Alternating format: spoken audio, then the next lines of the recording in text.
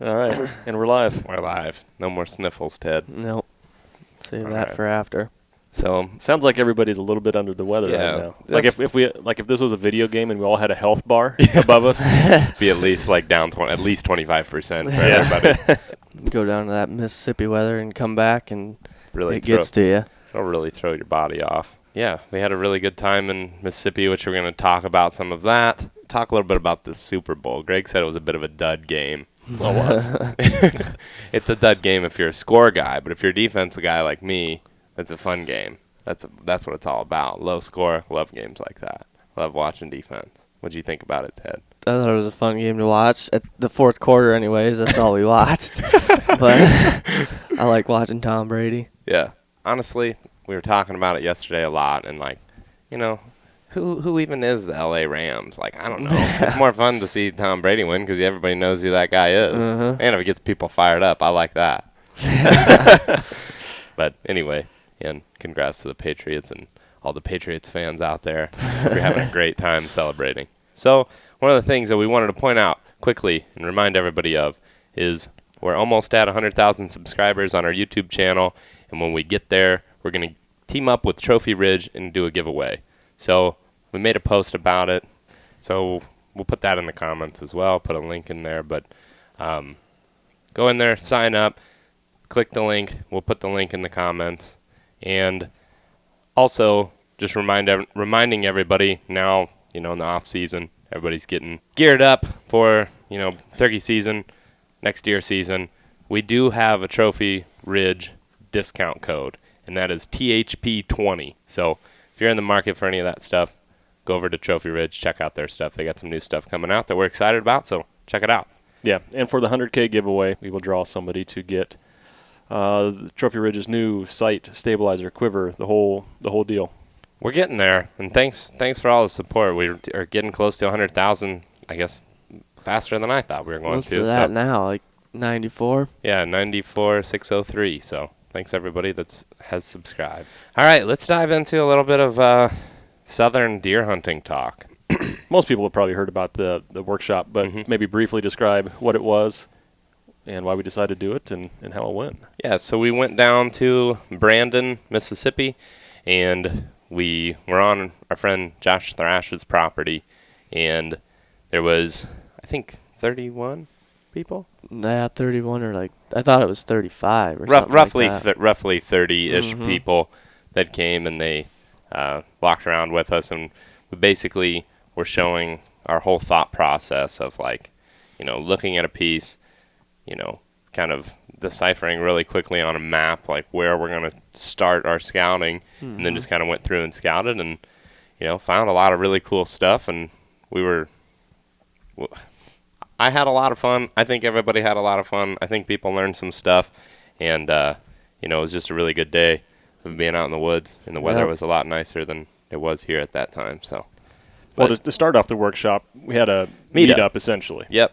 We had a meetup, hung out, talked, went over maps and stuff like that. Just kind of more of that, like, one-on-one type discussion of, like, specific situations, which was fun to check out maps and stuff like that and just kind of see everybody's different situation, I guess. Yeah. One thing that is a lot different in some of those southern states is the hunt clubs. And that creates kind of unique situations that definitely creates predictable hunting patterns, which was interesting to see how the deer definitely, you know, have areas that they avoid because of all that predictable, you know, hunting patterns. Basically, you've got specific roads, specific paths, blinds, plots, stuff like that, and it's interesting how habitual that can become for people.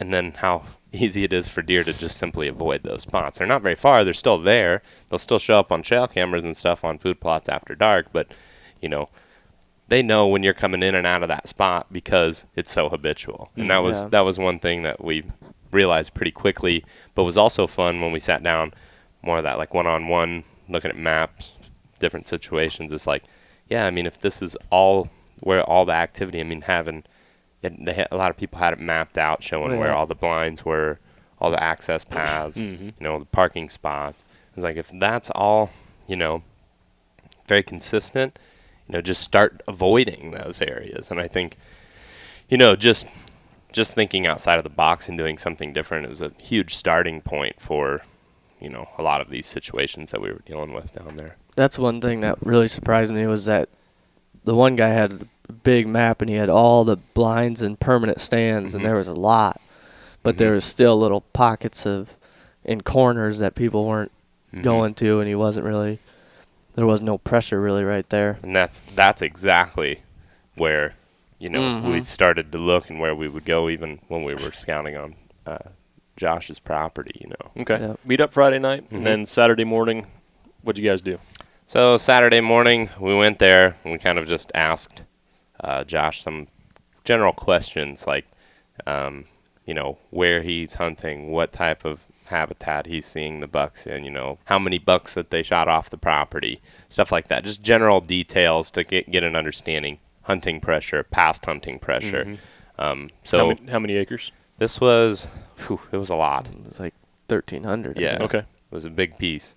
And one portion of it they just purchased, and the year prior there was 17 people hunting it plus their friends and family.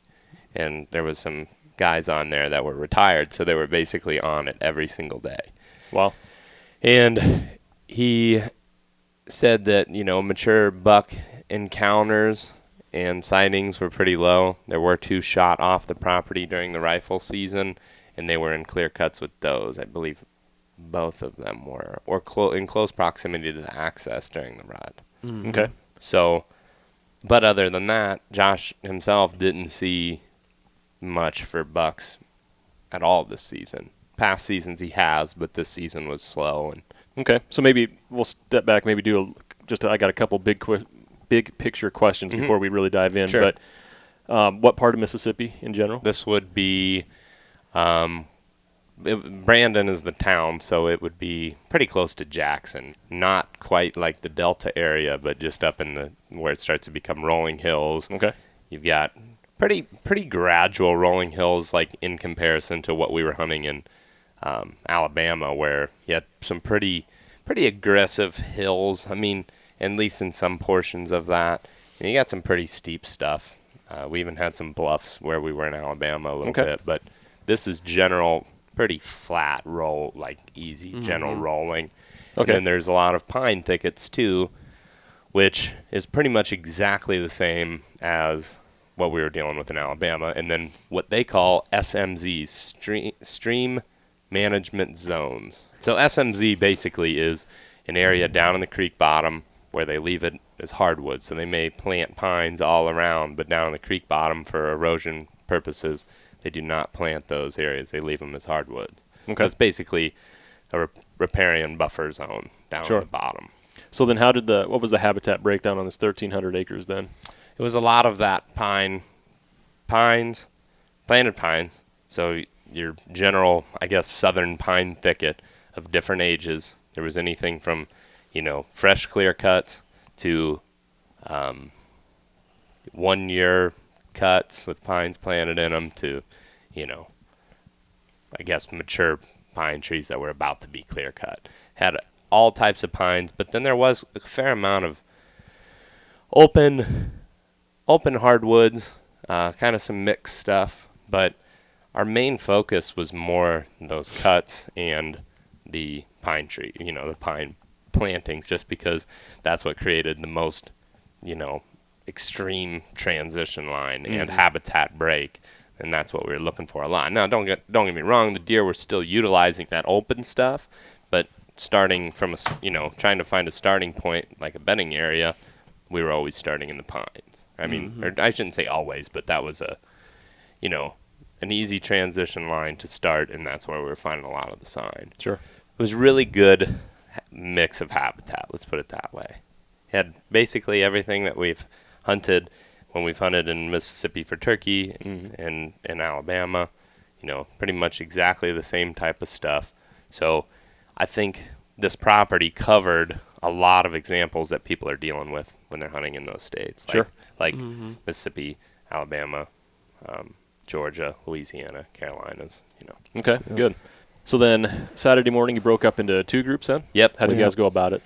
We said, if you want to have fun, come with me. If you want to, and me and Jake, if you want to see a big buck, go with Ted and Aaron. Now we just kind of split it up, and then we just, kind of half and half, and then we flipped in the afternoon, so that way, we could get, kind of Aaron and Ted's perspective on one thing, and then Jake and I's. Yeah, we broke it up, and then we just basically went on 2 separate sides of the road and just started scouting, like, specific blocks, like road blocks, I guess.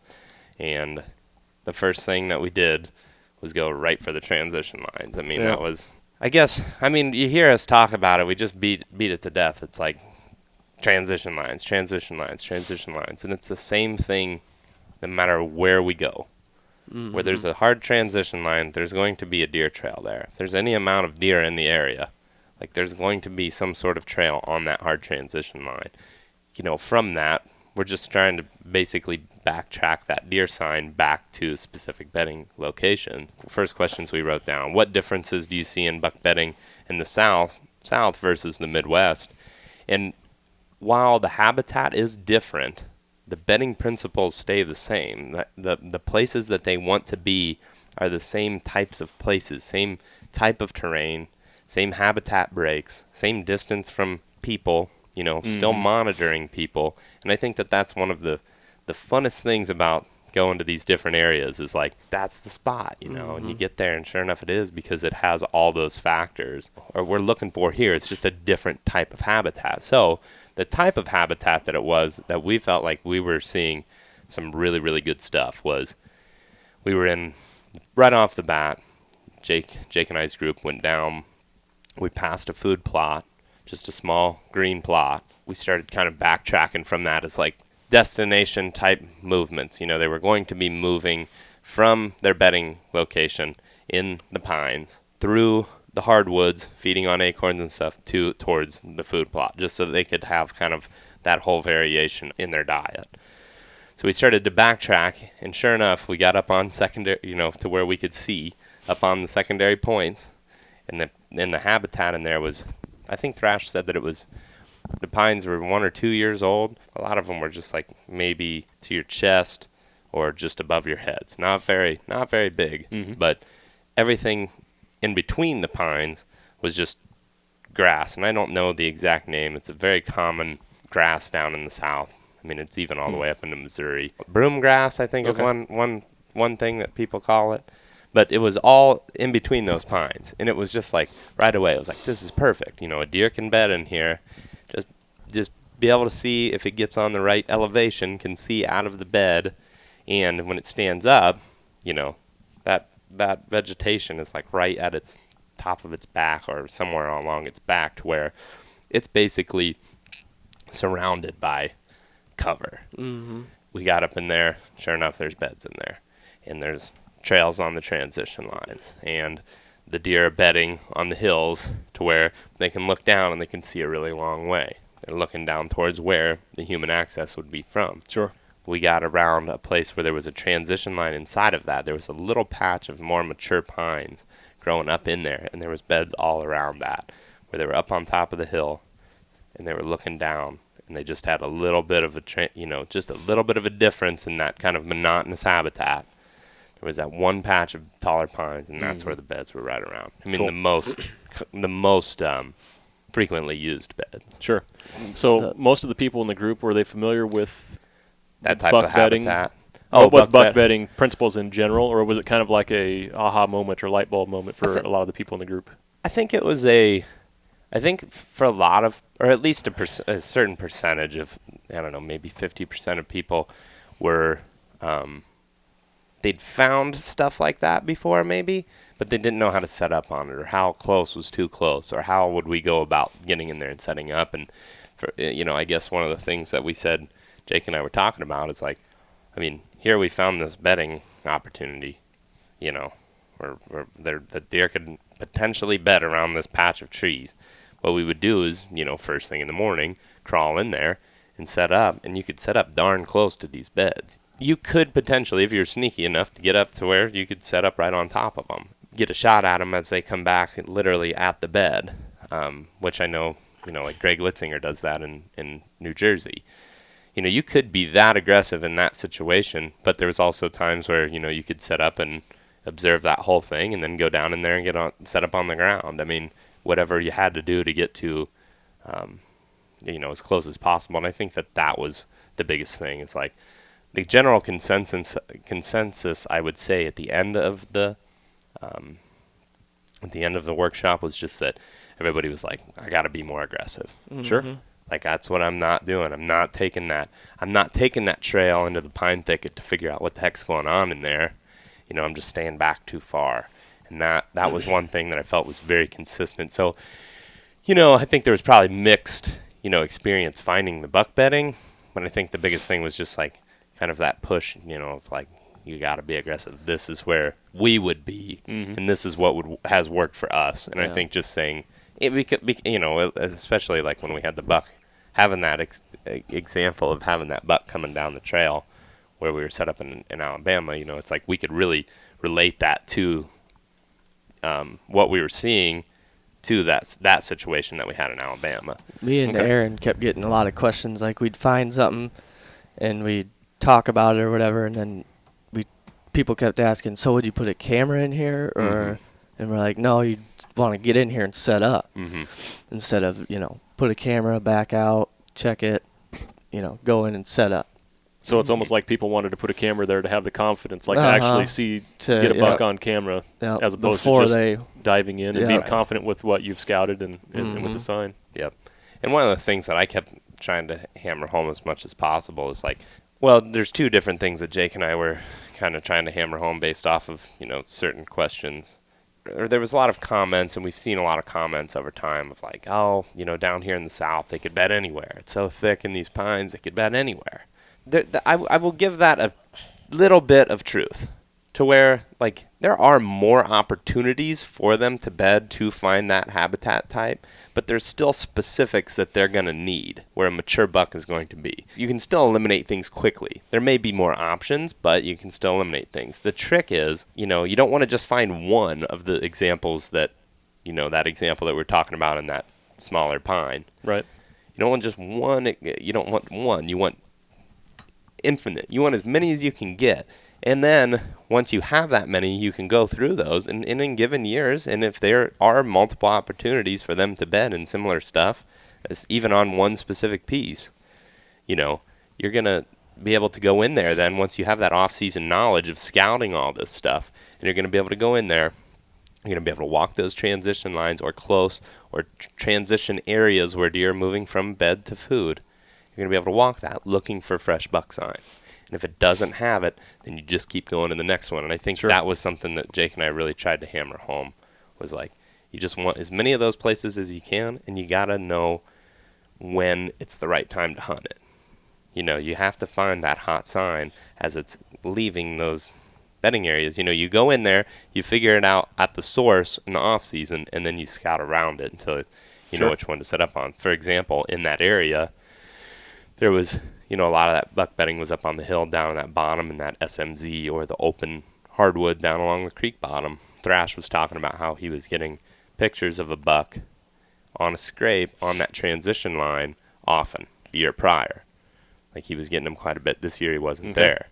But if that's the case and you're getting a picture of him down here, after dark, then you can expect him to be up in there. You basically just get in there and you observe, or you go right on top of it. Maybe you observe from a distance, you watch him, you see him, then you can either get on there on the ground or get into a tree as close as you can get. And I think it's the same exact stuff that we're looking at here in Iowa and Minnesota and Ohio and Missouri.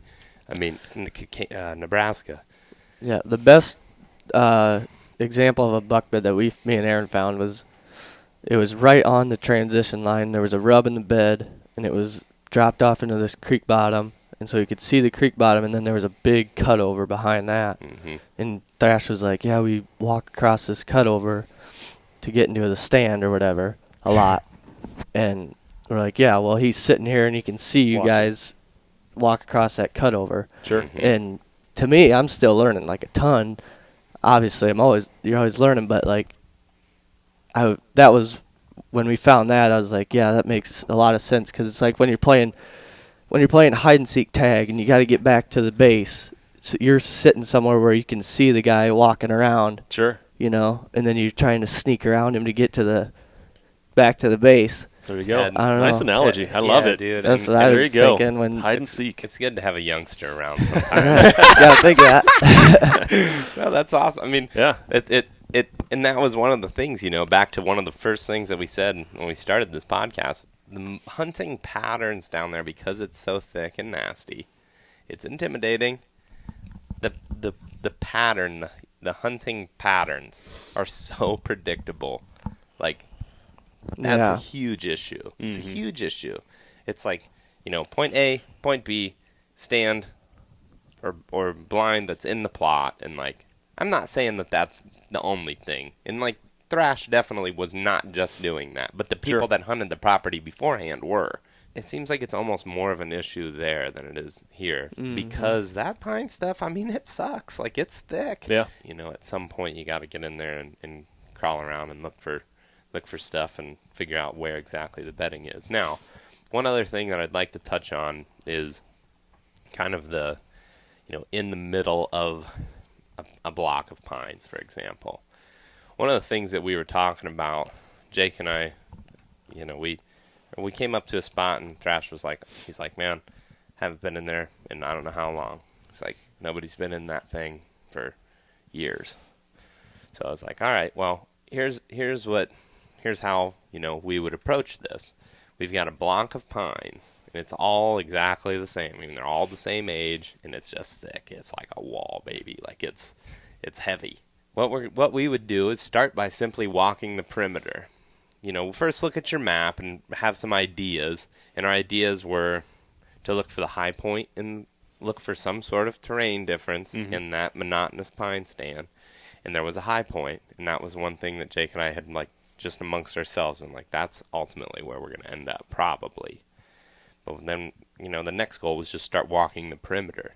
First big, heavy trail we found, we went in, and it led right into a logging road, which eventually led to that high point, which all those bucks were walking right down that thing. I mean, There were rubs the whole way through that block of pines, right on that old log. Now, it's not like a logging road where you're going to be able to, like, set up and be able to shoot, anywhere from 20 to 40 yards. It's like you're going to be set up on the ground or in real low tree setup to where you can shoot, like, 15 yards. But we eventually found a spot where two openings, like an old, like, wet area, met up with that logging road. And, like, that was the spot, you know.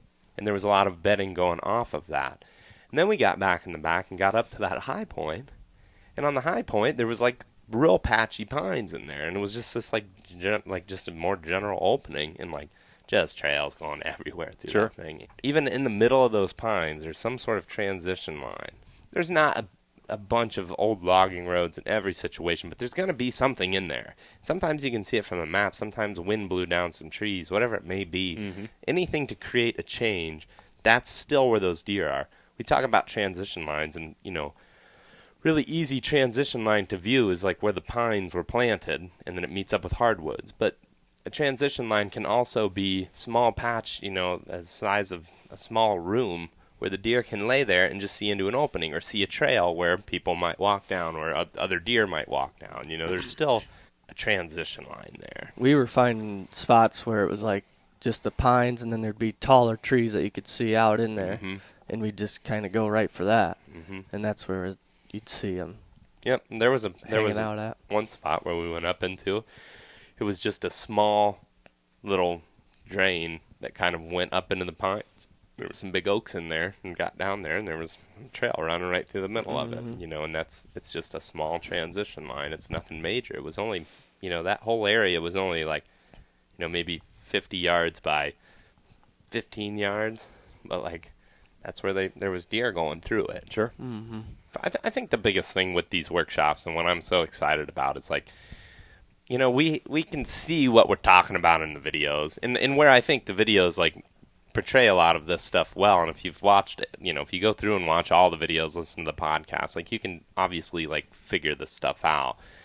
If you're struggling or if there's points that you're unsure about, where we can sit here and say, this is exactly what we're talking about in that situation. That's what I'm the most excited about. It's like you can show a hands-on example of these things, and it's just like I think it's so much easier to just like make quick advancements when you have somebody to like stand there. I mean, it's just experience. You just got to get more experience seeing these things, and we're going to be able to hands-on show you at least what we're thinking and what we've had success doing. Yep. And I think that's the funnest part about these things. Like, and we just get to go travel around and scout some stuff. It's super sweet. Yeah. You get to meet new people. Yeah. Oh, it was awesome. That's awesome. What kind of questions do we have on here? Good question is, on an out-of-state trip, what is the ratio of scouting to hunting? Man, in Alabama, it was like mostly scouting. Yeah. Like, we literally scouted the whole time, and then we only set up 2 days. Mm-hmm. I mean, truly set up 2 full days. I shouldn't say we only set up. You and I set up a couple times. We set up, but we weren't in the right spots. Right. We were waiting kind of for the better days to kind of go in a little when the temperature dropped and stuff, to go in a little bit more aggressive on some of these spots. But yeah, I mean, heck, in Alabama, where we have very little experience, like with just being able to figure out how much sign is enough sign to set up on. Yeah, that was the really confusing part. And that's why we kept scouting so much. Yeah. And now we got a gauge, you know. But at first it was like surprising, because it was like having a hard time, like just like because the deer are so light, like we can't even understand. Well, trails. and it had just rained. Yeah, and it had just rained. The scrapes were like not fresh. I mean, we started finding fresh ones as the days went on, but it had just rained just before we got there. So, which is a huge pain, man. Like 2 times it happened to us this year where it rained hard, like total washouts before we got to our out-of-state trips. And if you're hunting in a place that a total washout can be good, because you can see fresh sign. You're like, oh, this is the first scrape that's been open. There's big buck tracks in here, whatever. That stuff is helpful. But when you go to an out-of-state trip and you're trying to find deer tracks and scrapes and stuff, and it's all just got completely washed out, boy, that is not a good situation. No. I see a question here that comes up often, or I saw it. It's already gone, but it was, would you be so mobile and aggressive if you're hunting a private piece of ground or a smaller property? That's a question we get a lot. And we would. It would just be more stage hunting in. You would eventually, if you can control all the factors to where you're the only, or if it's controlled in a way that you at least know exactly what the hunting pressure is. We would take it, stage it in. We may not go for the most aggressive setup right off the bat, but we would, ease our way in and eventually get to that spot. And I think that oftentimes is still where you would shoot. I mean, it is. Like, I know guys, friends and stuff that are hunting private ground that, like, when they ultimately end up shooting one, it's like they're making that aggressive move. They're going into their best spot, and it's just like it's the same. A lot of the same. Aaron was actually talking about making your own pressure on private ground. Yeah, he talked about that quite a bit. If you had a big piece like thrash, does you want to. Bruce Allen asked if he says that he wants to see me kill a big buck with my longbow, and I'd love to see that too. Or a turkey this spring. I'll probably try it with the spring turkey hunting. Nice. Yep, Nebraska. Heck yeah. Get the longbow back out. Somebody said, how did the Mississippi folks treat us? Awesome. It was. That was it's always my favorite part about social things like that, is I just like meeting new people and talking about, hunting, and getting to understand more people's situations and how they got into hunting. Basically just go out there and make a bunch of friends, and I think that that's really fun. There's a guy that asked a couple times about the horizontal rub. Oh, yeah. And we did a podcast on that with Ted Miller. And if you wanted to know more about it, that's probably my best answer for you right now. Let's see, I brought it up on our page here. Here it is. Ted Miller podcast, horizontal rub Q&A. That was 6 months ago.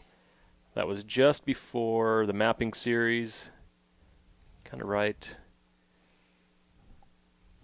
in there, just after some of the fishing videos, right in the middle of the summer. But anyways, that'll answer a lot of the questions about the horizontal rubs. One thing I see a lot of people ask, and people send us messages often about it. Would you ever consider public land hunt in New Jersey? I saw New York earlier. Man, we would consider every one of them. We want to hunt every state. It's just a matter of time and money. Mm-hmm. Yep. Where do you concentrate to find sheds? Where the deer are. Yeah, where the deer are. Daylight, conditions like this, I'm going to go probably to south-facing slopes, just because it's been so cold lately that, those are going to be the areas where I would focus on first.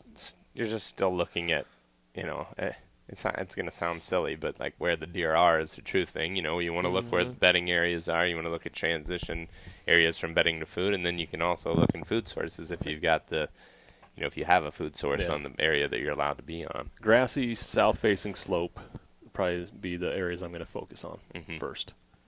All right, yeah. Well, thanks for joining us, guys. Thanks to everybody that came to the workshop, and thanks for everybody that's signed up for the ones in the future. We're super excited about them. It was a lot of fun. Learned a lot of stuff, and I think that, continue to keep doing them, keep learning with everybody. I think that's a really fun thing. Heck yeah. Yep. Cool. Thanks, guys. Thanks for watching.